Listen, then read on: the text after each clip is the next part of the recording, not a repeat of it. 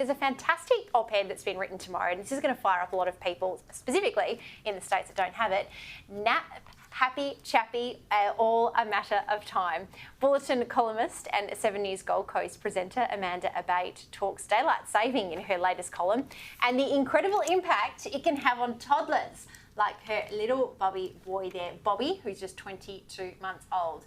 Nick, daylight saving, should we just all get on the same page when it comes to we're all either all in or we're none of us are in? Because we're 3 hours behind you. We're ready to have breakfast. You guys are ready for a midnight snack. Yeah. What do you think? Do you think this is still an issue we need to discuss? And you get up so late over there as well, so I apologise for the occasions I've woken up Caroline various times.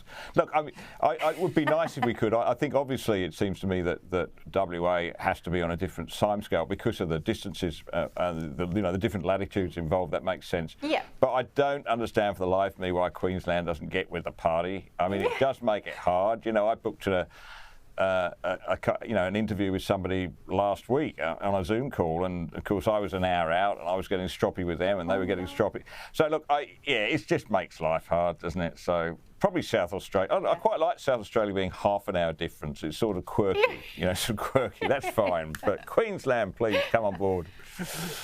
I feel like, Caro, this is now just, I know this was not implemented by Anastasia Palaszczuk, but this is something that she would absolutely dig her heels in. This will be her COVID. She'd be like, no, Queenslanders, time zones for Queenslanders. Yeah, that would surprise precisely no one. Look, I run a business, and I have a lot of clients in the eastern states. Thank God I'm an early riser because I regularly get calls at 5:30 in the morning. Thank God I am up and ready for them.